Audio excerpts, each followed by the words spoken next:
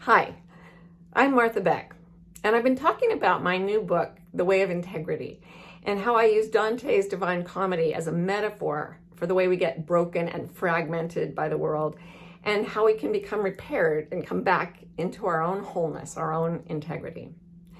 Now, the Divine Comedy starts with Dante just lost, as many of us have felt lost. He doesn't know why he's lost. He's just off track.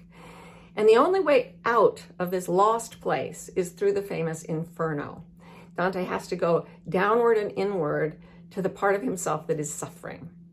So we, to get out of the broken places in our own lives, need to explore our own infernos, which are usually filled with parts of us that are suffering because we are obeying something in our culture that is in defiance of our true nature.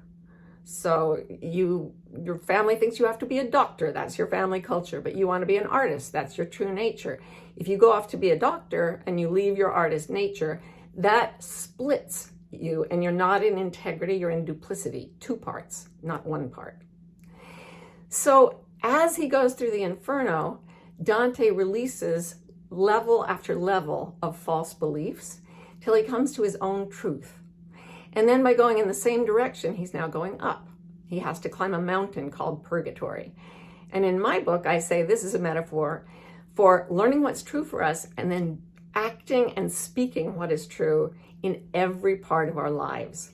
Now, this is the place where if your true nature goes against your culture, your family culture, your ethnic culture, your national culture, you may end up doing things that upset people. You may feel pushed back into that job as a doctor or pushed away from the relationship you really want by the people around you. And you have to be able to be true to yourself, to stay in your integrity, to find happiness, to find your own way to paradise. And sometimes that can be painful.